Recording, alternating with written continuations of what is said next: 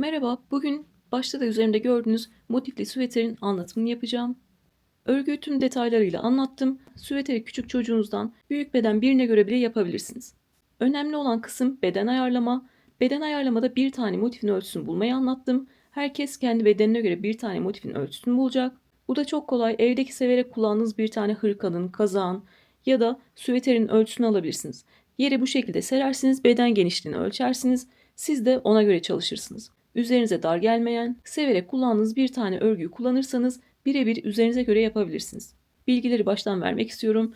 Beden genişliği 54 santim, boyu 55 santim. Dediğim gibi herkes kendi bedenine göre ayarlayacak. Motiflerini ona göre örecekler. Yaklaşık 270 gram ip kullandım. 70 gram kadarı buradaki renkli iplerden olsa 2 yumak kadar Alize Cotton Gold'un 67 numara mum ışığı renginden kullandığımı söyleyebilirim. Buradaki renkli motiflerde evdeki artan iplerinizi değerlendirebilirsiniz. Ben de birer tane kalan iplerimi değerlendirdim. Bu şekilde bir tane süvetere ulaştım. İstediğiniz iplerle yapabilirsiniz. İpinize göre sadece sıra sayınız değişecektir. Sizin ipiniz ince ise daha çok sıra örersiniz. Sizin ipiniz kalınsa daha az sıra örersiniz. Sıra sayısı değişebilir ama ölçü hiçbir zaman değişmez. Renk kodlarını motifleri örerken söylemiştim. Videonun içerisinde de yine yazı olarak yazacağım. Aynısını yapmak istiyorsanız oradaki renk kodlarına bakarak yapabilirsiniz. Baştan sona 3 milim tığ kullandım. Siz de ipinize göre ya da elinize göre tığ numarasını ayarlıyorsunuz. İlk defa denk gelenler olabilir ama önceden tanıyan arkadaşlar var başka videolardan. Artık beni biliyorsunuz. Tüm detayına kadar bildiğim her şeyi anlattım. Üzerinden defalarca geçtim anlaşılmayacağını düşündüğüm yerleri. Burada ip koparmadan birleştirdim. Bir sıra eksik ördük ve ip koparmadan birleştirdik orijinalindeki gibi. Orijinalinde sadece buradaki sıra yok. Onun da fotoğrafını gösteririm. 2023'te örmüşüm. Orijinaline göre yapmışım. Bu sefer boyunu bir sıra artırdım. Bu şekilde daha kullanışlı olacağını düşünüyorum. Siz boyunu istediğiniz kadar artırabilirsiniz. Boyunu artırmak istiyorsanız 5 tane daha fazladan motif öreceksiniz. Aynı motiflerden yine hazırladım. Buradaki gibi ip koparmadan zorlanan arkadaşlar için tığla birleştirerek aynı süveteri anlatacağım. Pinterest yelekte yapmıştım hatırlıyorsunuz. Orada da ip koparmadan birleştirmiştim. O da çok sevildi. Orada zorlanan birkaç arkadaş var daha kolay şekilde gösterir misiniz diye. Onlara da yine sık iğne tekniğiyle göstermiştim. Tığla birleştirmiştim. Burada zorlanacak arkadaşlar için de onlar da merak etmesinler. Daha kolay şekilde yapacağız. Ve siz de aynı süvetere ulaşmış olacaksınız. Süveterle ilgili ip, tığ, beden bilgisi hepsi videonun içerisinde mevcut. Soran arkadaşları videonun içerisine yönlendireceğim. Aklınıza takılan tüm soruları sorabilirsiniz. Örgülerinizi Instagram'dan fotoğraflı olarak atabilirsiniz. O şekilde yardım isteyebilirsiniz. Bu örgüyü de yine yeni başlayanlar rahatça anlayabilsin, çevirilerde düzgün çevrilebilsin ve özel gereksinimli arkadaşlar rahatça anlayabilsin diye yavaş yavaş ve tek tek anlattım. Anlatım size yavaş gelirse oynatma hızından hızlandırabilirsiniz. Ben de başka videoları 2x yaparak izliyorum. Şimdi artık örgümüze geçebiliriz. Size şablon olarak vermiştim motif anlatımında. Burada birebir artık motifleri yerleştirdim. Orijinalinde buradaki sıra yok. Ben bir öncekinde ördüğümde 2023'te örmüşüm onu. Onda da orijinali gibi bu şekilde yapmıştım. Bu sefer boyunu bir sıra artırmak istedim. Size de bu şekilde anlatacağım. Siz de boyunu bir sıra artırmak istiyorsanız her sıra için boyuna 5 tane motif örüyorsunuz. Düz rengin altına renkli motif gelecek. Renkli motifin altına düz renk gelecek. Ona göre renklerinizi ve düz rengini ayarlıyorsunuz. Burada benim yaptığım gibi yapmak isteyenler 8 tane düz renk örüyorlar. 8 tane renkli kare motif örüyorlar. Ve yine videoda gösterdiğim gibi 2 tane renkli omuz motif örüyorlar. Onlar dikdörtgen olacak ve yakayı oluşturacağız. Benim motiflerim şu an 9 santim 4 sıra ördüm. Bir üst sırada ip koparmadan birleştireceğim. Ve motiflerim 5. sırada 11 santim olmuş olacak.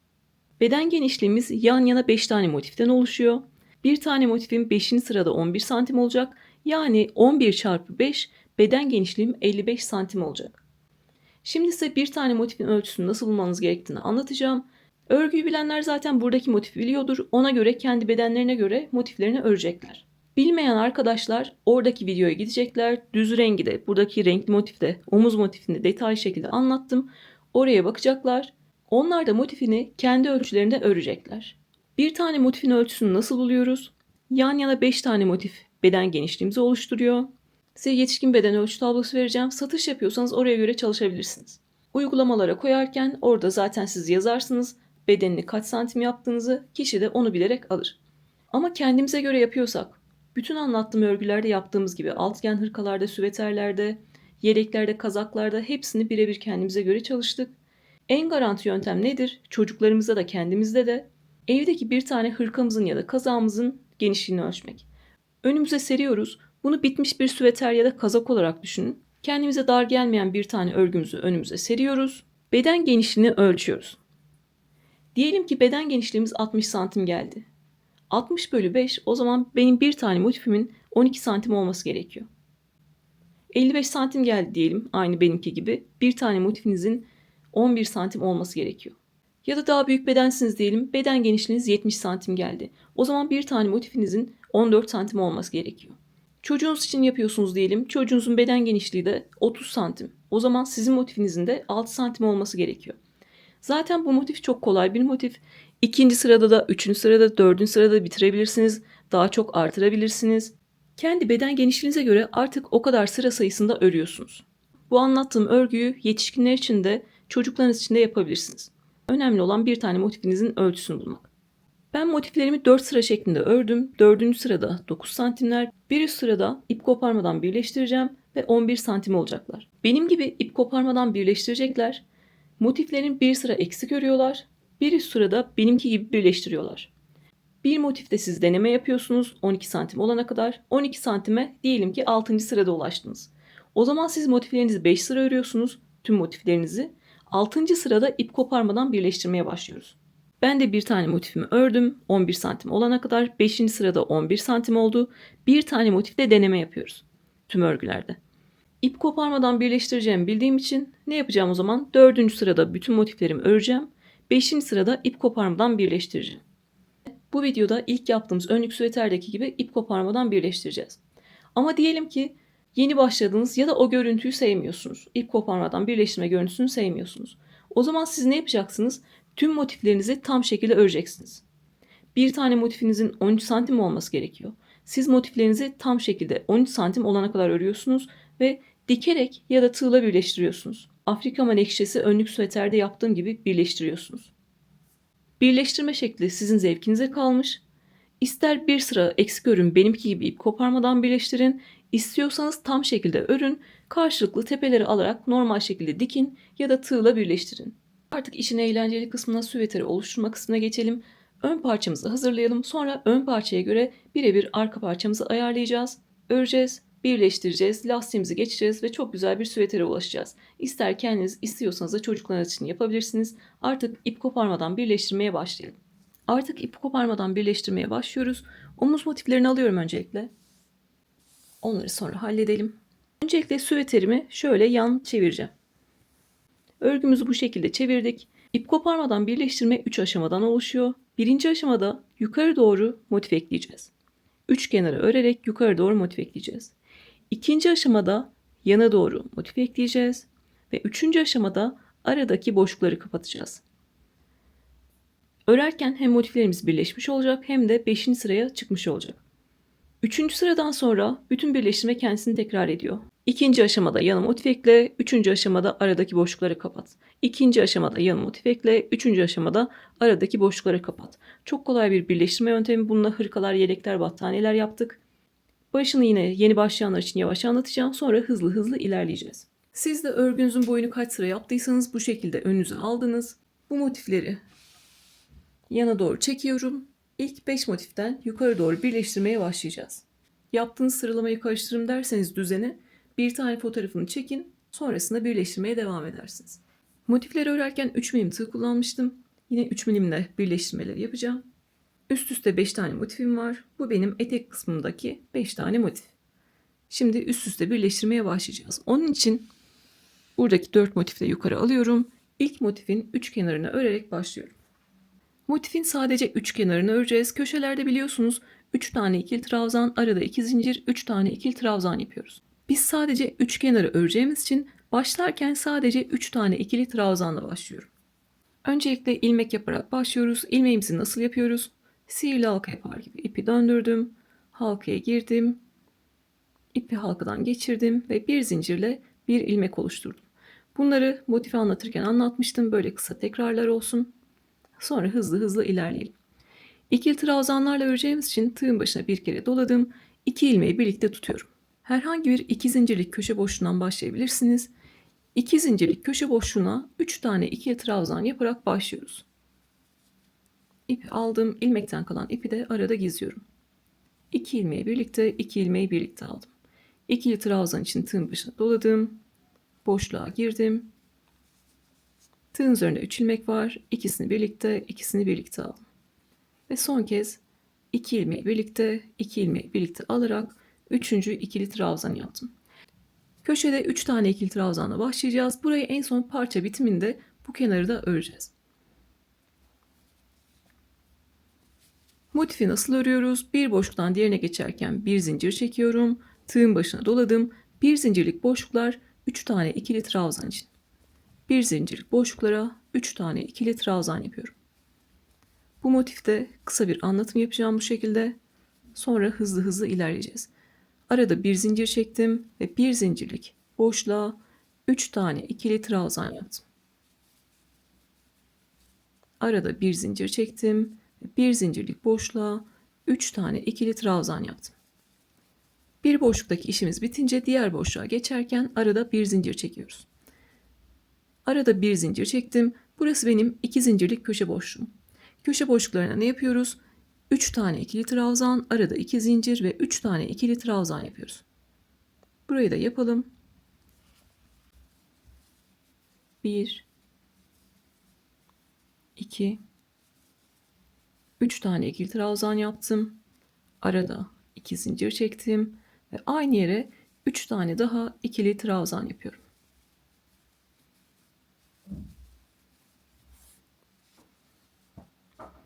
Ve her zaman elimle düzleştiriyorum. 3 tane ikili trabzanla başladım. Bu şekilde devam ettim. Köşeye 3 tane ikili trabzan, arada 2 zincir, 3 tane ikili trabzan yaptım. Yine bir zincirlik boşluklara 3 tane ikili trabzan yapıyorum ve buradaki 2 zincirlik boşluğa 3 tane ikili trabzan, arada 2 zincir ve 3 tane ikili trabzan yapıyorum. Yukarı doğru birleştirme yaparken bu köşede ve bu köşede sadece 3 tane ikili trabzan yapıyoruz. Buradaki köşeleri tam şekilde örüyoruz. Bir kenarı ördük. Şimdi ikinci kenarı örelim. Burada köşeyi tam şekilde yapalım ve köşeye kadar gelelim. Köşede en son 3 tane ikili trabzan yapıyoruz ve bırakıyoruz. Sonra artık üzerine motif ekleyeceğiz. Köşede en son 3 tane ikili trabzan yaptım. Yine gördüğünüz gibi motifimiz bu şekilde tabak şeklinde görünüyor. Ne yapacağız? Trabzan ve zincir tepelerini açarak her sırada motifimizi düzelteceğiz. Bu şekilde el tüsüyle gördüğünüz gibi motifimizi düzelttik. Motifimizi de düzelttik. Köşeye 3 tane ikili trabzan yapmıştık. Artık bir üst sırada motifimi birleştirebilirim. Köşede 3 tane ikili trabzan yaptıktan sonra arada 2 zincir çekiyorum. Tığın başına doladım. Yukarıdaki motifte istediğiniz bir köşeye yine 3 tane ikili trabzan yapıyorsunuz. İstediğim herhangi bir köşeye girdim. Motifin düz yüzünü kullanıyorum. Tığın üzerinde 3 ilmek var. Yine ikisini birlikte alarak ikili trabzan yaptım. Aynı yere 2 tane daha ikili trabzan yaparak köşeye 3 tane ikili trabzan yapıyorum. Bu şekilde köşede motiflerin bağlantısını yapmış oldum. Artık birleştirmeye başlayabilirim. İp koparmadan birleştirmede sağda tamamlanmış motifimiz var. Solda eksik olan motifimiz var. Bir zincirlik boşlukları kullanıyoruz örerken yine. Buradaki kodlamamız ne? Altıgen hırkalarda da diğer motifli hırkalarda da sağdakine kaydır zincir çek, soldakine 3 tane ikili trabzan yap. Sağdakine kaydır zincir çek, soldakine 3 tane ikili trabzan yap. Sağdakine birleştirirken solda da eksik olan sırayı örmüş oluyoruz. Artık ip koparmadan birleştirirken gördüğünüz gibi 5. sıraya çıkmış oluyor. Köşede 3 tane ikili trabzan yaptım. Tığı ilmekten çıkartıyorum. Bir zincirlik boşlukları kullanacağım. Sağdaki boşluğa girdim. Kaydırıp bir zincir çektim. Tığın başına doladım. Soldaki boşluğa 3 tane ikili trabzan yapıyorum.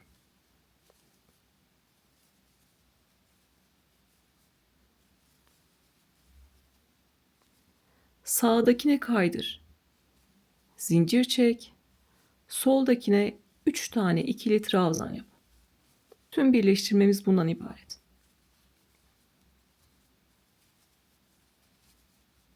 Sağdakine kaydır. Zincir çek. Soldakine 3 tane ikili trabzan yap.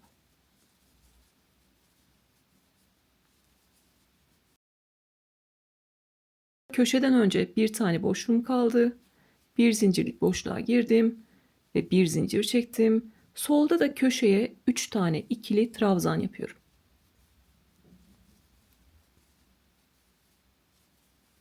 Birleştirmenin nasıl göründüğünü şimdi size göstereceğim. Birleştirmemiz de bu şekilde görünüyor. Karşılıklı üçlü gruplar denk gelecek. Köşede en son 3 tane ikili trabzan yaptım. Arada bir zincir çektim ve sağdaki motifin köşesine kaydırıyorum. Köşesine kaydırdım. Tekrar bir zincir çektim ve buradaki motifin köşesine 3 tane ikili trabzan yaparak köşeyi tamamlıyorum.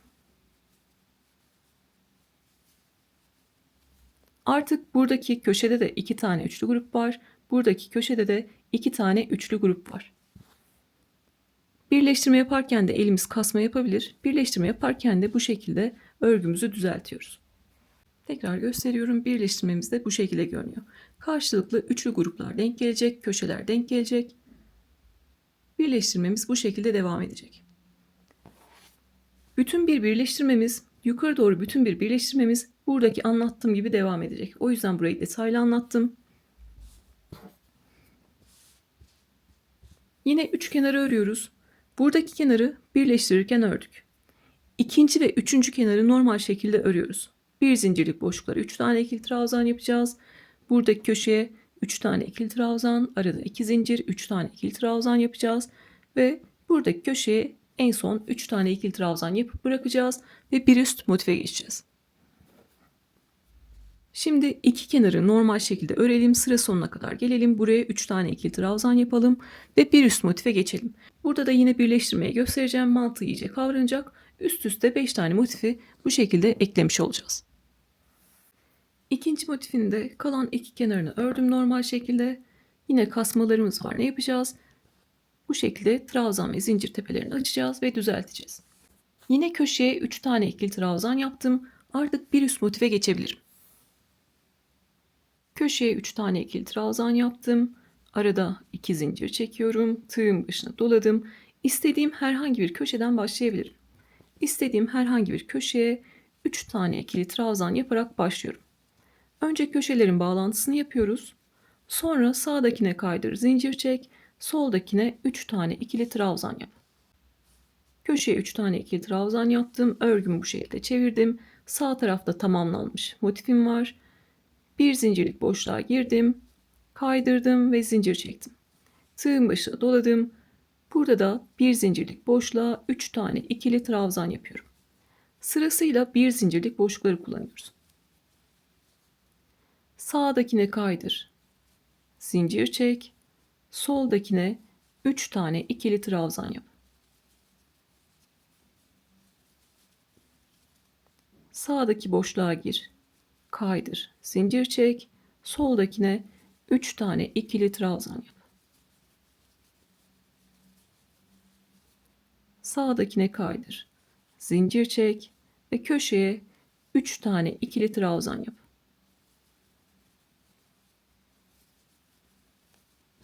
Sol tarafta köşeye en son 3 tane ikili trabzan yaptıktan sonra buradaki köşeyle bağlantımızı yapacağız. Arada bir zincir çektim. 2 zincirlik boşluğa girdim. İpimi kaydırdım. Tekrar bir zincir çektim ve köşeye 3 tane daha ikili trabzan yapıyorum.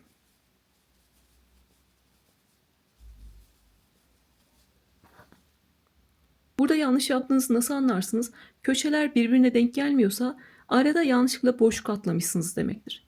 Fark etmeden bir tane boşluğu atlayıp diğerinden başlamışsınızdır. O zaman köşeleriniz denk gelmez. Burayı sökersiniz, tekrar yaparsınız. En son köşeyi ördükten sonra ne yapıyorum? Elimle kasmaları düzeltiyorum. Bu şekilde devam ederseniz en sonunda zaten el ütüsüyle düzelttiğiniz bir tane örgünüz olmuş olur. Yine en son köşeyi yaptım. Köşeyi tamamladım. Ne yapacağım? 2 tane kenarı tam şekilde öreceğim. Köşeye en son 3 tane ikili trabzan yapacağım. Yine motifimi düzelteceğim ve bir üst sırada diğer motifle devam edeceğim. Burada da yine iki kenarı örelim. En son 3 tane ikili trabzan yapalım. Arada 2 zincir çekelim ve burada köşeye 3 tane ikili trabzan yapalım. Sonra sağdakine kaydır, zincir çek, soldakine 3 tane ikili trabzan yap. Sağdakine kaydır, zincir çek ve soldakine 3 tane ikili trabzan yap. Yukarı doğru motif eklememiz aynı burada gösterdiğim gibi devam edecek. Birini detaylı anlattım, ikincisini de gösterdim. Ben üst üste 5 tane motif ekleyeceğim. En son motifinize kadar devam edin. En son motifte sadece iki kenar öreceğiz. Birini birleştirirken öreceğiz, birini normal şekilde öreceğiz ve artık yana doğru ikinci aşamada motif eklemeye devam edeceğiz. Ben şimdi üst üste 5 tane motifimi ekliyorum ve söylediğim detayı size tekrar gösteriyorum. Ben üst üste 5 tane motif birleştirdim. Ankara'da hava çok kötü, o yüzden ışığı açmak zorunda kaldım gündüz. Bu gölgelerde o yüzden. Birinci motif, ikinci motif, üçüncü motif, dördüncü motif ve beşinci motif. Bu benim artık en son motifim. En son motifte ne yapıyoruz? Artık sadece iki kenarı örüyoruz ve burada 3 tane ikili trabzan yapıp bırakıyoruz. Sonra yana doğru motif ekleyeceğiz. Burası bizim aslında örgümüzün en alt kısmı, etek kısmı. Bu şekilde. Motifleri elimizle düzeltmeyi unutmuyoruz. Artık yana doğru motif eklemeye başlıyoruz. İkinci aşamaya geçtik. Yana doğru motif ekleyeceğiz. Buradaki işimiz daha kolay. Sadece birer kenarlarını birleştireceğiz. Sıradaki motifle devam ediyorum. Artık yana doğru motif ekleyeceğim. Siz de kendi yerleşimize göre hangi renk denk geliyorsa onunla devam ediyorsunuz. Köşede 3 tane ikili trabzan yaptım.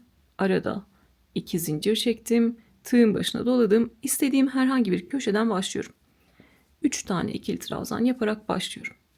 Birleştirmemiz yine değişmeyecek.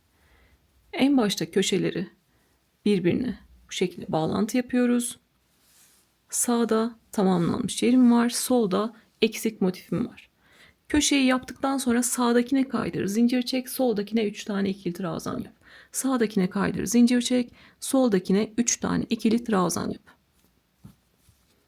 Köşeyi yaptım. Sağdakine kaydırıp zincir çekiyorum. Soldakine 3 tane ikili trabzan yapıyorum. Bu şekilde köşeye kadar devam ediyoruz. Söylemiştim, birleştirme şeklimiz değişmeyecek. Bu şekilde devam edeceğiz. İp koparmadığımız için konforlu bir yöntem. Bir bütün battaniyeyi de birleştirebilirsiniz. Kapüşonlu hırka anlattım. Motifli hırkaları anlattım. Altıgen hırkaların kollarını birleştirdik, sırtını birleştirdik. İstediğiniz yerde kullanabilirsiniz. Sağdakine kaydırdım, zincir çektim. Soldakine 3 tane ikili trabzan yaptım. En son köşeye 3 tane ikili trabzan yapıyorum. Arada bir zincir çektim. Burada kaydıracağım yer iki köşenin birleşim yeri. Ne buradaki iki zincirlik boşluğa batıyorum, ne buradaki iki zincirlik boşluğa batıyorum. İki köşenin birleşim yerine kaydıracağım. İki köşenin birleşim yerine. Buraya dikkat edin lütfen. Köşede 3 tane ikili trabzan yaptım. Arada bir zincir çektim. İki köşenin birleşim yerine giriyorum. İpimi aldım ve kaydırdım. Tekrar bir zincir çekiyorum. Yana doğru bir tane motif birleştirmiş oldum. Elimle de düzelttim. Artık diğer motife geçebilirim. Buradaki işimiz daha kolay. En son arada bir zincir çekmiştim. Köşelerin birleşim yerine kaydırdıktan sonra tığın başına doladım. Köşeye 3 tane ikili trabzan yaparak başlıyorum. Birleştirmemiz soldaki köşeye 3 tane ikili trabzan yaparak başlıyor. Sonra sağdakine kaydır, zincir çek, soldakine 3 tane ikili trabzan yap. Sağdakine kaydır, zincir çek, soldakine 3 tane ikili trabzan yap. Yine köşeye kadar gelelim, bir tane daha birleştirme yerini beraber geçelim ve aşağıya doğru artık 5 motifi de tamamlayalım. Burada önemli olan yer iki köşenin birleşim yerine batmak.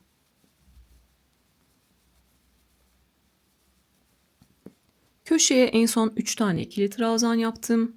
Arada bir zincir çektim ve iki köşenin birleşim yerine batıyoruz. Görüyorsunuz zaten belli. Ne buradaki köşeye batacağız ne buradaki köşeye batacağız. İki köşenin ortasındaki bu birleşim yerine batıyoruz. Arada bir zincir çektim ve iki köşenin birleşim yerine battım, ipimi aldım ve kaydırdım. Tekrar bir zincir çekiyorum. İkinci motifi de yana doğru eklemiş oldum. Elimle düzeltiyorum. Ve bir sonraki motife geçiyorum. Köşede 3 tane ikili trabzanla başlıyoruz. Sonra sağdakine kaydır, zincir çek. Soldakine 3 tane ikili trabzan yap. Bu şekilde yine köşeye kadar geliyoruz. Köşeye 3 tane ikili trabzan yaptıktan sonra iki köşenin birleşimi yerine kaydırıyoruz. Tekrar bir zincir çekip bir sonraki motife geçiyoruz. Yana doğru motif eklemek de bir kenarda bu şekilde oluyor. 2 tanesini gösterdim. Diğer kalan 3 tanesini de aynı şekilde yapalım ve artık 3. aşamaya geçelim. 3. aşamadan sonra işimiz çok kolay. Hep kendisini tekrar edecek. Yana doğru motif ekle ve 3. aşamayı yap. Diğer kalan motiflerimi de birer kenarlarını birleştireceğim ve sıra sonunda burada buluşalım. 2. aşamada yana doğru motif eklemeye başladık. 1. motif, 2. motif, 3. motif, 4. motif ve 5. motif. 5. motifin artık köşesine 3 tane ikili trabzan yaptım. Arada bir zincir çektim ve buradaki motifin, tamamlanmış motifin köşesine geliyorum. 2 zincirlik boşluğa kaydırdım. Tekrar bir zincir çektim ve buradaki köşeye 3 tane ikili trabzan yapıyorum. Köşeyi tamamlıyorum. Artık 2. aşamayı bitirdik. 3. aşamaya geçtik. 3. aşamada çok kolay. Artık bu şekilde çevirebilirim. Yine yukarı doğru öreceğiz. Bu sefer aradaki boşlukları kapatacağız. 3 kenarı öreceğiz, birleştirme yerine kaydıracağız. 3 kenarı öreceğiz, birleştirme yerine kaydıracağız. 3 kenarı öreceğiz, birleştirme yerine kaydıracağız. Şimdi 3. aşamadan yapacağız. Köşeye en son 3 tane ikili trabzan yaptık ve köşeyi tamamladık. Bir zincirlik boşluklara 3 tane ikili trabzan, köşelere 3 tane ikili trabzan, arada 2 zincir ve 3 tane ikili trabzan yapıyoruz. Ve sıra sonuna kadar geliyoruz. Buradaki köşeye kadar geliyoruz. Birinci sıranın tekrarı gibi düşünebilirsiniz. Yine yukarı kadar geleceğiz. Köşeye en son 3 tane ikili trabzan yapacağız. 3 kenarı da normal şekilde örüyorum ve sıra sonuna kadar geliyorum. Birleştirme yerine kadar geliyorum. Şöyle göstermek istiyorum. Buradan birinci kenarı ördüm, köşeyi tam şekilde ördüm, ikinci kenarı ördüm, köşeyi tam şekilde ördüm ve üçüncü kenarı ördüm. Burada en son bir zincirlik boşluğa 3 tane ikili trabzan yaptım. Köşeye beraber 3 tane ikili trabzan yapalım. Burada köşeyi tamamlayalım. Yana doğru motif eklerken zaten burada 3 tane ikili trabzan yapmıştık. Buraya 3 tane daha ikili trabzan yapalım ve köşeyi tamamlayalım. Arada bir zincir çektim, tığın başına doladım ve köşeye 3 tane daha ikili trabzan yapıyorum. Buradaki işimiz neydi? 3 kenarı ör, birleşim yerine kaydır. Arada bir zincir çekiyorum. Yine motiflerin birleşim yerine kaydırıyorum. Herhangi bir boşluğa değil, 2 zincirlik boşluğa değil, motiflerin birleşim yerine kaydırıyorum. Burada boşluklara ya da zincir boşluklarına kaydırırsanız düzgün bir görünüm elde edemezsiniz. O yüzden birleşim yerine kaydırmayı unutmuyoruz. En son bir zincir çektim. Motiflerin birleşim yerine kaydırdım. İpimi aldım ve kaydırıyorum. Arada bir zincir çektim. Yine solda köşeye 3 tane ikili trabzan yapıyorum.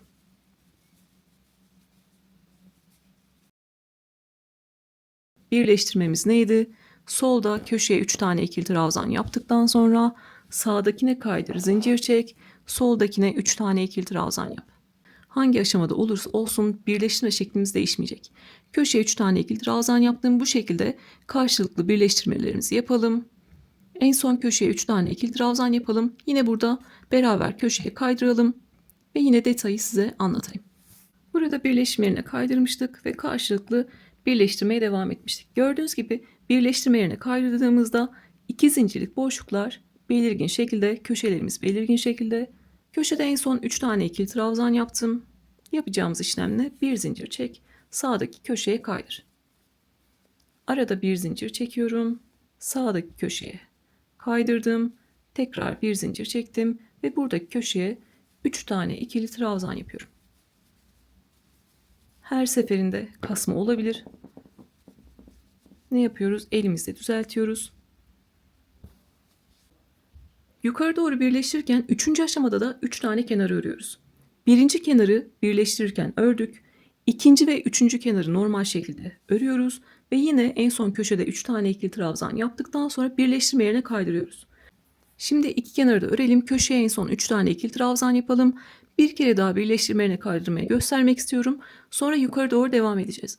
Ama artık ne olacak? Üst üste 5 tane motifimiz olmayacak. Sadece 2 sırada üst üste 5 tane motifimiz var. Sonra yukarı doğru artık kol boşluğumuz oluşacağı için 3'er motifle devam edeceğiz. Orası nasıl olacak onu da detaylı şekilde anlatacağım. Örgüyü belki 2 bölüm halinde paylaşacağım ama tüm detayları anlatacağım. Yine altıgen hırkalarda, diğer hırkalarda olduğu gibi başladığınızda bütün 2 videoyu da izlediğinizde istediğiniz örgüye ulaşmış olacaksınız. Şimdi birleştirme yerine kadar gelelim. İki kenarı normal şekilde ördüm. Köşeye en son 3 tane ikili trabzan yaptım ve 2 tane üçlü grubu tamamlamış oldum. Ne yapıyorum? Arada bir zincir çekiyorum.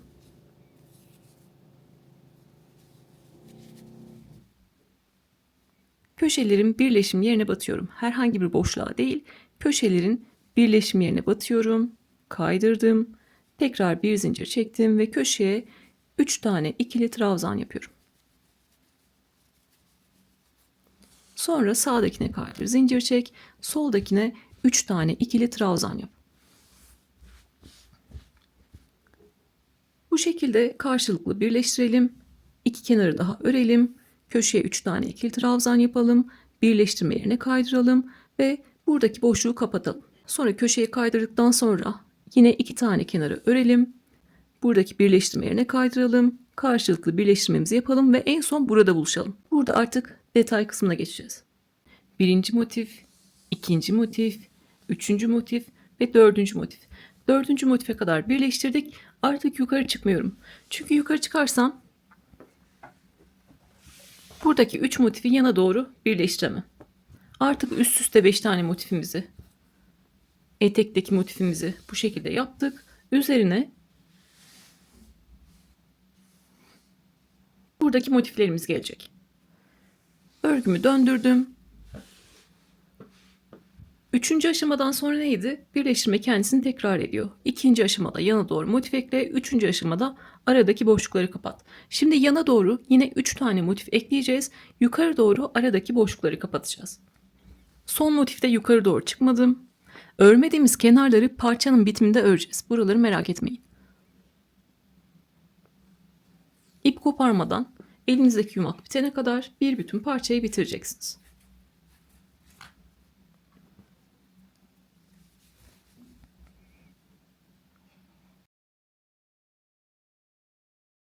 Köşeyi en son sizinle beraber yine yapalım. Köşede 3 tane ikili trabzan yaptım. Arada bir zincir çektim. Ve köşedeki 2 zincirlik boşluğa kaydırdım ve tekrar bir zincir çektim.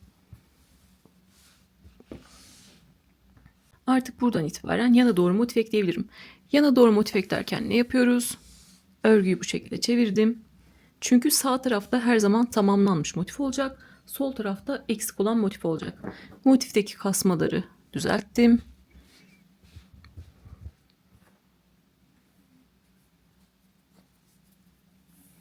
Burada en son bir zincir çekmiştim. Tığın başına doladım. Buradaki köşeye 3 tane ikili trabzan yapıyorum.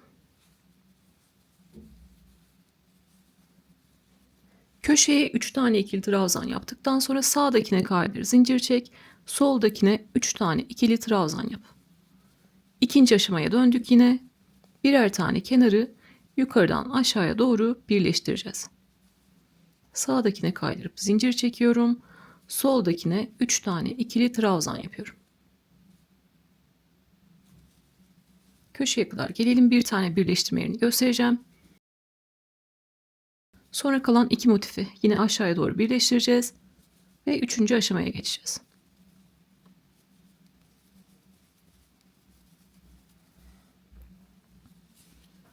Köşeye 3 tane ikili trabzan yaptım. Arada bir zincir çektim. 2 motifin köşesinin birleşim yerine batıyorum. Köşelerin birleşim yerine battım. İpimi aldım ve kaydırdım. Tekrar bir zincir çektim. Ve artık diğer motife geçebilirim. Köşede 3 tane ikili trabzan yapacağım. Sonra sağdakine kaydır, zincir çek. Soldakine 3 tane ikili trabzan yap. Köşeye 3 tane ikili trabzan yaptıktan sonra bir zincir çekiyorum. Köşelerin birleşim yerine kaydırıyorum. Tekrar bir zincir çekip buradaki motife geçiyorum. Aşağıya doğru sadece 3 tane motif ekleyeceğiz. 3. motifi de ekleyelim. En son köşede 3 tane ikili trabzan yapalım ve 3. aşamaya beraber geçelim. Yine başta bir hatırlatma yapacağım. Sonra hızlı hızlı ilerleyeceğiz.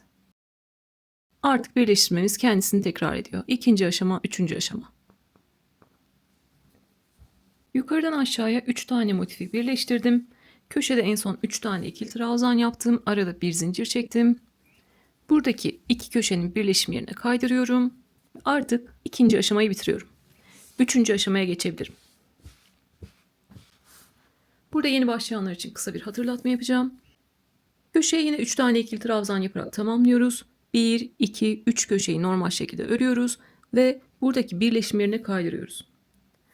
Tekrar bir zincir çekip köşeye 3 tane ikili trabzan yaptıktan sonra aradaki boşluk kısmını kapatıyoruz. 3. aşamayı yani tekrar ediyoruz. Burayı aynı şekilde yapıyoruz. Artık öğrendiğiniz için buraları hızlı geçebiliriz. Bu şekilde ilerleyelim. Yukarı doğru gelelim. Burada yine iki kenarı örelim. Burada 3 tane ikili trabzan yapalım ve yine yana doğru motiflerimizi ekleyelim. Yukarı kadar geldiniz. Köşeye 3 tane ikili trabzan yaptınız. Arada 2 zincir çektiniz. Yine 2. aşamaya dönüyoruz. 2. aşamada yana doğru motif ekliyoruz. Aşağıya kadar geliyoruz. Sonra 3. aşamada aradaki boşlukları kapatıyoruz. En son buradaki köşede buluşacağız. Burada artık 3 tane ikili trabzan yaptıktan sonra örmediğimiz birer kenar var biliyorsunuz. Onları da öreceğiz ve artık bir bütün parçaya ulaşmış olacağız. Hepsi 5 sıralı bitmiş bir parçaya ulaşacağız. 2 zincirli köşe boşluğunda buluşalım. Size anlattığım gibi burada köşeye kadar geldim. En son 3 tane ikili trabzan yaptım ve bıraktım.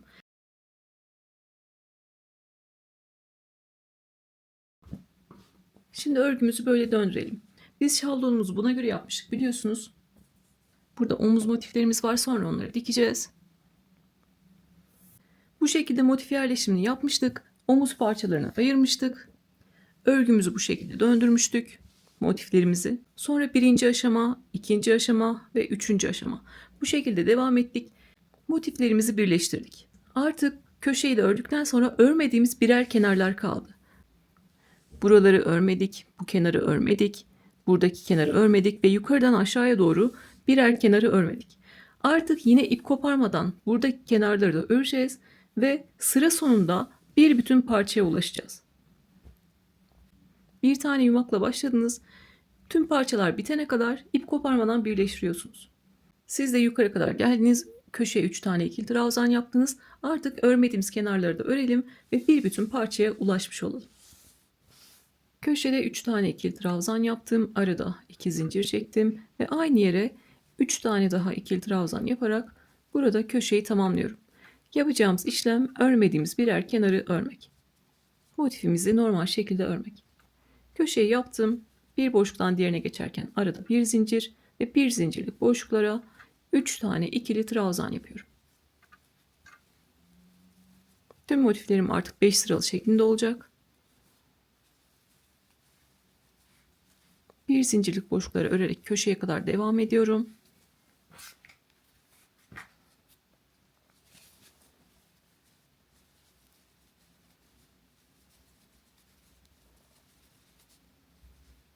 Köşeye kadar geldim. Köşede bir tane üçlü grubum var. Orayı şimdi tamamlayacağım. Arada bir zincir çektim ve köşeye 3 tane daha ikili trabzan yaparak burayı tamamlıyorum.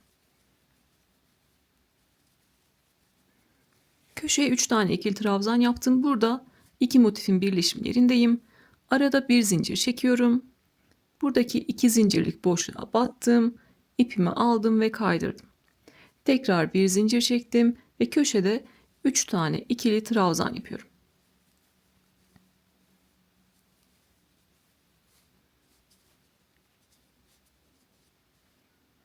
Gördüğünüz gibi iki köşeyi de artık tam şekilde örmüş olduk. Bir zincir çek, kaydır, bir zincir çek, örmeye başla. Bir zincir çek, kaydır, bir zincir çek, örmeye başla. Arada bir zincir çekiyorum. Buradaki köşeye kadar yine gelelim. Üçlü gruplarımızı yaparak orayı beraber geçelim. Üçlü gruplarımı yaparak devam ettim. Köşeye en son 3 tane ikili trabzan yaptım. Arada bir zincir çekiyorum. Burada batacağım yer 2 zincirlik boşluğun üzerinde kaydırma yerim var. Kaydırma yerine battım ve bu şekilde ipten, ilmekten geçirerek kaydırdım. Tekrar bir zincir çekiyorum ve burada köşeye 3 tane ikili trabzan yapıyorum. Örmediğimiz bir kenar vardı yukarı doğru birleştirirken. Şimdi onu da örerek devam ediyoruz. Buradan örmeye başladık. Bu şekilde devam ettik. Burada köşenin üstündeki kaydırma yerini kaydırdık ve yukarı doğru örmeye devam ediyoruz. Gördüğünüz gibi sadece örmediğimiz kenarları örüyoruz. Birleştirme yerlerinde de birleşim yerine kaydırıyoruz. Bu kadar. Köşeye 3 tane ikili trabzan yaptım. Yukarı doğru devam edelim. Buradaki köşeyi tam şekilde örelim. Birleşim yerine kadar gelelim. Ve birleşim yerini yine beraber geçelim. Sonrası zaten hep tekrar olarak devam edecek. Sıra sonuna kadar devam edeceğiz. Parçanın sonuna kadar anlattığım şekilde devam edeceğiz. Şimdi buradaki birleşim yerine kadar örelim. Birleşim yerine kadar geldim. Köşeye en son 3 tane ikili trabzan yaptım. Buradaki birleşim yerlerine ne yapıyoruz? Bir zincir çek, kaydır. Bir zincir çek, örmeye başla. Köşeye 3 tane ikili trabzan yaptıktan sonra bir zincir çek, kaydır. Bir zincir çek, örmeye başla. Köşede 3 tane ikili trabzan yap. Geri kalan tüm birleştirmelerimiz bu şekilde. Sonra yine motifi normal şekilde örmeye devam ediyorum.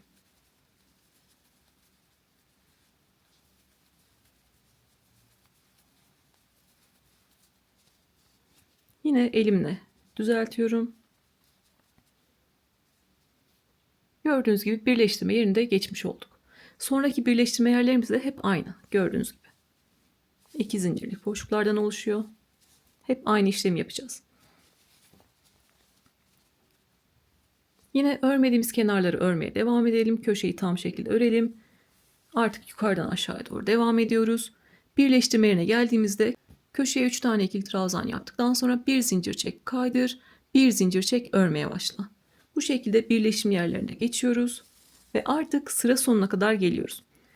Burası bizim birinci aşamada ilk başladığımız yerde. Sıra sonunda buraya kadar gelelim. Parçamızın bitişini artık beraber yapalım. Kalan kenarları da örelim. Sıra sonunda buluşalım. Size anlattığım gibi buradan örmeye başladım. Elimle bilerek düzeltmedim. En son parçayı beraber düzeltelim. Yukarıdan aşağıya doğru devam ettim. Ve sıra sonuna kadar geldim.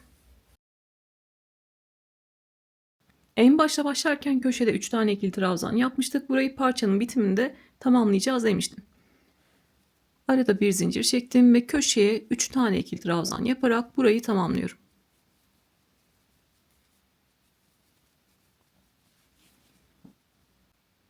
Artık parçamı bitireceğim. Arada 2 zincir çekiyorum. İlk trabzanın tepesine kaydırıyorum ve bir zincir çekip yeteri kadar ip bırakıp kesiyorum. Artık parçamız bitti. Elimizle düzleştirelim, son halini beraber görelim. Sonra omuzdaki motifleri dikelim. Normal ütü zaten değdirmiyoruz. Uzaktan buhar verebilirsiniz. Üzerine kalın bir örtü örterek düşük ısıda ütüleyebilirsiniz. Örerken ne yapıyoruz? Her seferinde elimizle bu şekilde düzleştiriyoruz.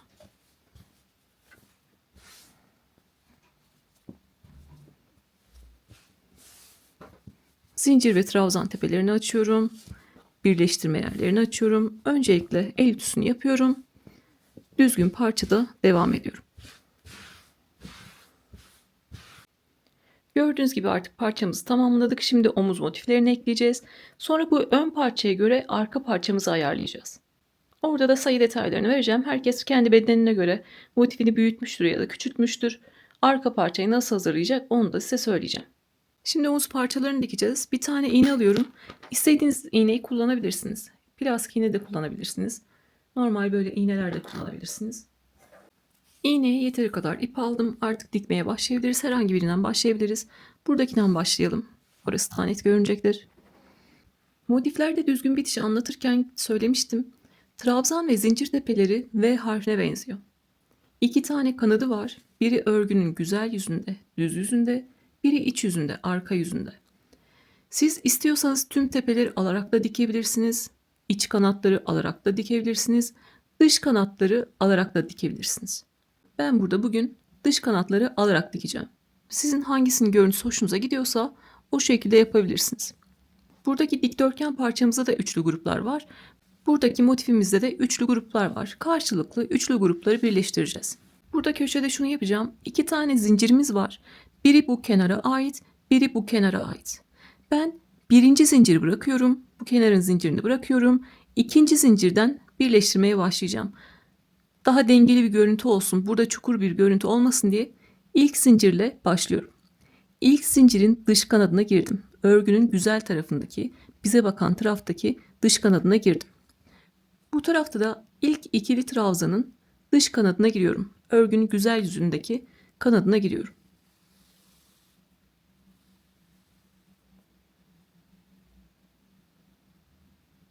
Burada ipimi bağlayacağım.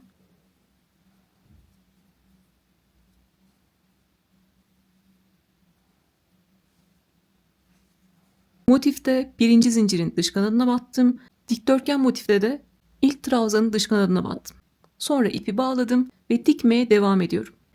Burada eşit sayıda gitmemiz lazım. Burada birinci trabzanı aldıysam burada birinci trabzanı almak zorundayım. Burada ikinciyi aldıysam burada ikinciyi almak zorundayım. O yüzden burada ilk trabzanın dış kanadına girdim. Üstteki motifte de yine ilk trabzanın tepesine giriyorum. Aynı yere tekrar batıyorum. İkinci trabzanın dış kanadı, karşı tarafta da ikinci trabzanın dış kanadı. Eşit şekilde devam etmek için aynı yere 2 kere battık. Orada yedirme yaptık. Şimdi sırasıyla devam ediyoruz. Üçüncünün dış kanadı, üçüncünün dış kanadı. Arada bir zincirlerimiz var. Zincirin dış kanadı, zincirin dış kanadı. Sonra yine trabzanlarımız var. Birinci trabzanın dış kanadı, birinci trabzanın dış kanadı. Bu şekilde karşılıklı trabzanların ve zincirlerin dış kanadına batıyoruz.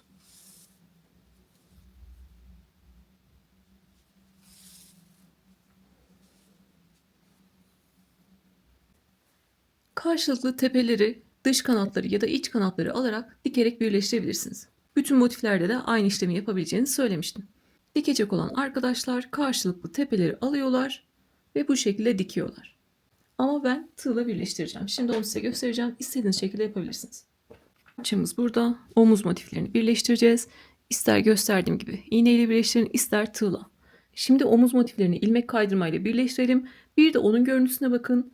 Siz yine istiyorsanız tığla, istiyorsanız iğneyle birleştirirsiniz.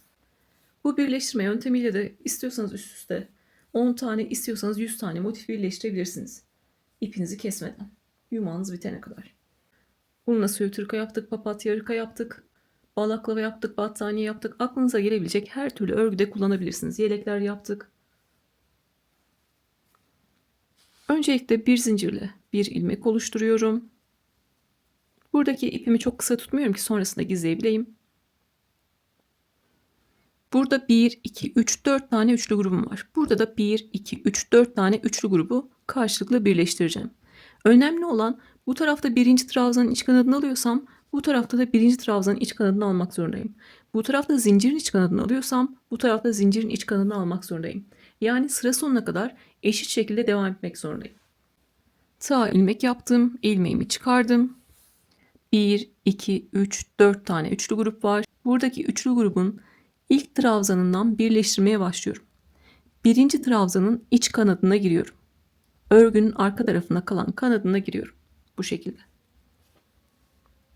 İpimi aldım ve ilmekten geçirdim. Bu şekilde. İlk trabzanın iç kanadına giriyorum. Gördüğünüz gibi kanatlar belli zaten. İç kanadına giriyorum. İpimi aldım ve ilmekten kaydırdım. Birincileri karşılıklı birleştirdik. İkinci trabzanın iç kanadı, ikinci trabzanın iç kanadı ve tığın üzerindeki 3 ilmeği birlikte çekiyorum. Üçüncü trabzanın iç kanadı, üçüncü trabzanın iç kanadı ve tığın üzerindeki 3 ilmeği birlikte çekiyorum. Zincirin iç kanadı, zincirin iç kanadı ve 3 ilmeği birlikte çekiyorum. Sıkı sıkı yaparsanız bu ilmekleri çekmekte zorlanırsınız. O yüzden elinizi gevşek tutun. Birinci trabzanların iç kanadını, ikinci trabzanların iç kanadını ve üçüncü trabzanların iç kanadını alarak aynı şekilde birleştirdim. Görüyorsunuz. Kaydırmalarımız da bize V harfi şeklinde bir tepe oluşturuyor. Görünümümüz de bu şekilde. Ben size anlatmak için yavaş yapıyorum. Hızlı hızlı ilerleyebileceğiniz kolay bir birleştirme yöntemi. Şimdi zincirlerdeyiz. Zincirin iç kanadı, zincirin iç kanadı ve 3 ilmeği birlikte çekiyorum. Sıra sonuna kadar karşılıklı trabzanların iç kanadını ve zincirlerin iç kanadını alıyorum ve tığın üzerindeki 3 ilmeği birlikte çekiyorum. En son görünümünü de göstereceğim.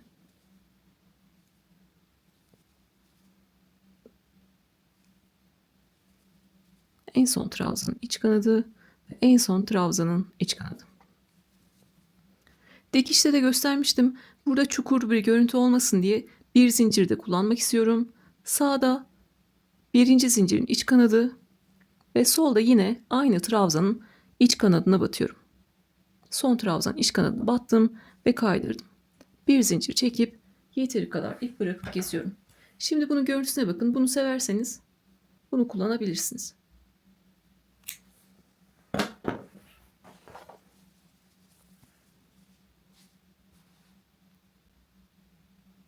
İlmek kaydırmayla birleştirmemiz de bu şekilde. Görünüm bu şekilde oluyor. İç kanatlarını aldığımız için buradaki trabzanların tepesinde de güzel bir görüntü var. Buradaki trabzanların tepesinde de güzel bir görüntü var. Hangisi hoşunuza gidiyorsa onu tercih edebilirsiniz. Şimdi burada yaptığım gibi aynı burada da birleştirmemi yapıyorum. Yine başını göstereceğim yeni başlayanlar için.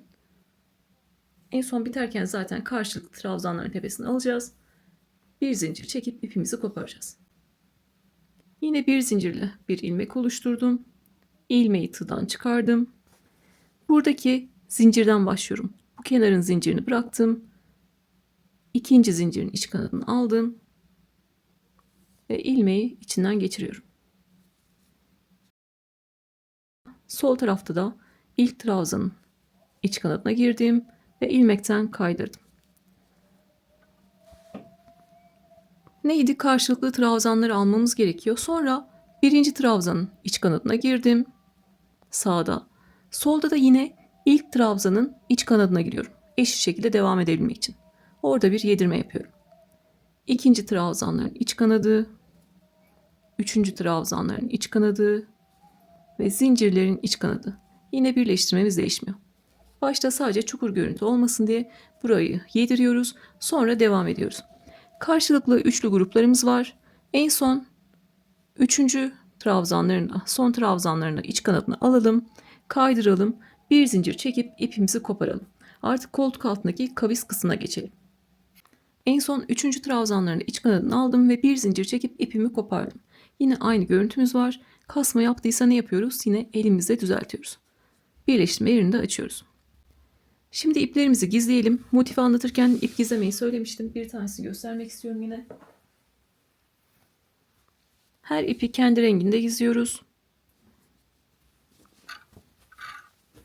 Bir tanesini göstereceğim. Diğerlerini ona göre yaparsınız. Bir zincir çekip burada ipimizi kesmiştik.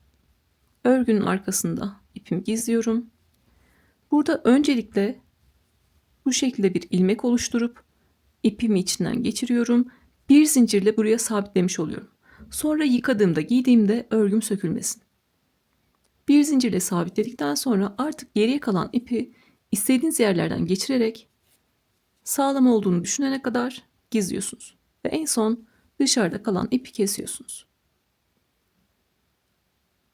Bunları motifte anlattım ama belki atlayarak izleyen arkadaşlar oluyor. Denk gelmemiştir.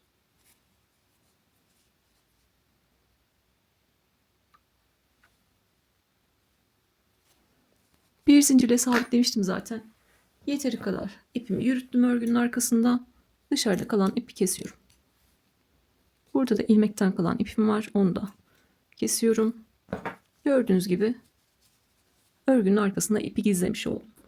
Şimdi kabaca motiflerimizi birleştirdik. Buralarda kavis verebilmek için üçlü gruplar öreceğiz ve artık Aynı buradakinin aynısı gibi arka tarafta üçlü gruplarla sırtımızı öreceğiz. Tüm ipleri temizledim. Artık koltuk altındaki kavislere geçebiliriz. Öncelikle bir zincirle bir ilmek oluşturuyoruz. Burada köşedeki üçlü grupları kullanacağız. Buradaki sırada köşede üçlü grubum var. İlk trabzanın tepesine giriyorum ve ilmeğimi alıp örgünün ön tarafına çekiyorum. Bu şekilde. Bir zincir çektim. 3 tane ikili trabzan yapacağım, yine tığın başına doladım. 3 tane ikili trabzanı da buradaki düz motifteki köşeye örüyorum. 2 zincirlik boşluğa örüyorum. 2 zincirlik boşluğa girdim. Birinci ikili trabzanı ördüm. İkinci ikili trabzanı ördüm ve üçüncü ikili trabzanı ördüm. Buradaki ilk trabzanın tepesine kaydırdım ilmeğimi, bir zincir çektim ve buradaki köşeye 3 tane ikili trabzan yaptım. Burada yapabileceğiniz şey, yanlış olabilecek şey, kötü görünebilecek şey, eliniz çok sıkıysa ve siz buradaki trabzanları çok sıkı yaparsanız burada kasma olacaktır. O yüzden elinizi gevşek tutarak 3 tane ikili trabzan yapın. Bu şekilde kasma olmayacaktır. 3 tane ikili trabzan yaptım. Buradaki motifin köşesinde 1, 2, 3 tane ikili trabzanım var.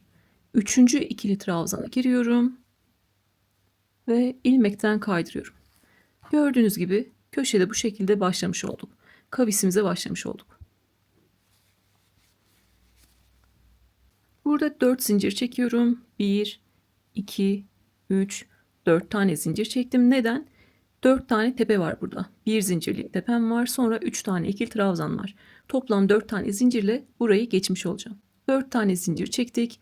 İlmeğimi biraz gevşetiyorum ve örgümü döndürüyorum.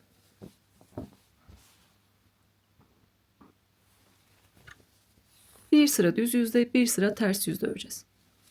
4 zincir çektim. 3 tane ikili trabzan var. Üçüncünün tepesine giriyorum. İlmeği aldım ve tepeden geçirdim. Tekrar bir zincir çekiyorum. Tığın başına doladım. Burada köşeye 3 tane ikili trabzan yapmıştık biliyorsunuz. Sağında ve solunda bu şekilde boşluklar var. Bu boşlukları kullanacağız. Sağındaki boşluğa giriyorum ve oraya 3 tane ikili trabzan yapıyorum. Gevşek gevşek yapıyorum ki hem kasma olmasın hem de 4 zincirin boyuna ulaşsın. Gevşek gevşek 3 tane ikili trabzan yaptım. Arada bir zincir çektim. Tığın başına doladım. Bu sefer de bu taraftaki boşluğu kullanıyorum. Buradaki boşluğa giriyorum. 3 tane ikili trabzan yapıyorum ve gevşek gevşek örüyorum. 3 tane ikili trabzan yaptım.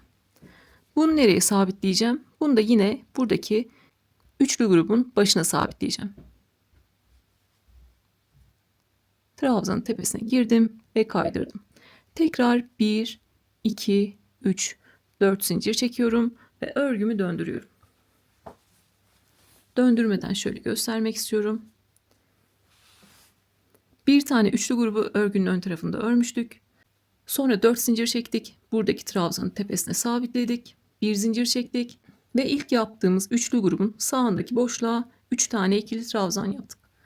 Arada bir zincir çektik. Bu sefer de solundaki boşluğa 3 tane ikili trabzan yaptık. Bir üst sırada da yine bunların sağındaki ve solundaki boşlukları kullanacağız ve ortadaki boşluğu kullanacağız. 4 tane zincir çektim. Örgünün düz yüzünü çeviriyorum. Bu bizim artık son sıramız. Diğer tarafta da aynı işlemi yapacağımız için iyice pekişecek. 4 tane zincir çektim. Buradaki üçlü grubun ilk trabzanına giriyorum. İlmeği aldım ve trabzanın tepesinden kaydırdım. Bir zincir çektim. Tığın başına doladım. Buradaki boşluğu kullanıyorum. Üçlü grubun sağındaki boşluğu kullanıyorum. Oraya 3 tane ikili trabzan yapacağım ve gevşek gevşek yapıyorum ki hem kasma olmasın hem de çektiğim 4 zincirin boyuna ulaşsın. Bu şekilde. Sonra arada bir zincir çekiyorum ve buradaki bir zincirlik boşluğa 3 tane ikili trabzan yapıyorum.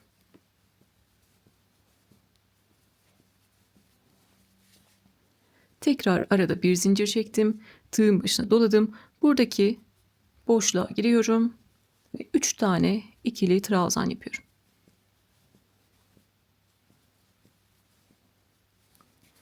Ve kaydıracağım yer neresi? Buradaki 3. trabzanın tepesi. Buraya kaydırıyorum. Bir zincir çekip yeteri kadar ip bırakıp kesiyorum. Gördüğünüz gibi gevşek gevşek örerek herhangi bir kasma olmadan buradaki kol altındaki kavisi vermiş olduk. Şimdi ipimizi koparalım, gizleyelim ve diğer tarafta da aynı işlemi yapalım. Zaten küçük bir yer. O yüzden diğer tarafı da hızlıca göstereceğim. Ve artık arka parçamıza geçeceğiz. Burayı da yine beraber yapalım. Bir sıra düz yüzde, bir sıra arka yüzde, bir sıra düz yüzde öreceğiz. Yine bir zincirle bir ilmek oluşturuyorum. İlmeği tığdan çıkardım. 3 tane ikili trabzan var. Buradan birincisine girdim. Bir zincir çektim. Yine yapacağım işlem ne? Buradaki 2 zincirlik boşluğa 3 tane ikili trabzan yapıyorum ve gevşek gevşek yapıyorum. 1 2 Burada örerken bu şekilde ilmeğinizi uzatarak trabzanları da uzatabilirsiniz. 3 tane ikili trabzan yaptım. Buradaki 1 2 3 3. trabzanın tepesine kaydırıyorum. 1 2 3 4 tane zincir çekiyorum. Burayı geçebilmek için 4 tane zincir çektim ve örgümü döndürdüm. Bir sıra düz yüzde, bir sıra arka yüzde. Bu sefer sadece yönümüz değişik.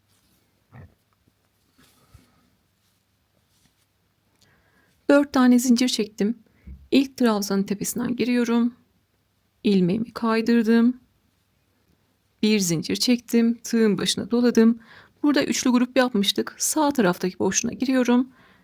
Gevşek gevşek 3 tane ikili trabzan yapıyorum. Elim gevşek değilse buradaki ipi uzatırım. O şekilde gevşek gevşek örebilirim. 3 tane ikili trabzan yaptım. Arada bir zincir çektim. Tığın başına doladım. Soldaki boşluğa geliyorum. 3 tane ikili trabzan yapıyorum.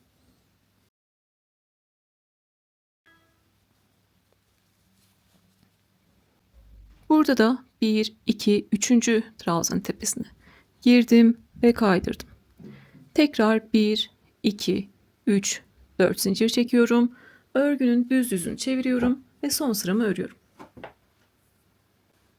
4 tane zincir çektim. İlk trabzanın tepesine kaydırıyorum. Bir zincir çektim. Tığın başına doladım. Buradaki üçlü grubun sağındaki boşluğa 3 tane ikili trabzan yapıyorum gevşek gevşek. Sonra arada bir zincir ve bir zincirlik boşluğa 3 tane ikili trabzan yapıyorum.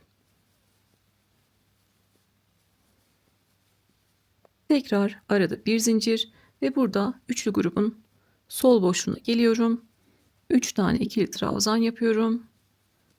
Yine gevşek gevşek. Ve buradaki 3. trabzanın tepesine kaydırıyorum.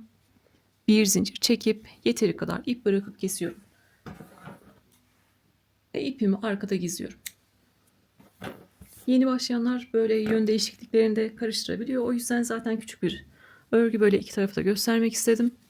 Şimdi iplerimizi gizleyelim. Bir zincirle sabitlemeyi unutmayalım. Ve arka parçamıza geçelim. Artık siz de ön parçanızı yapın ve arkada beraber devam edelim.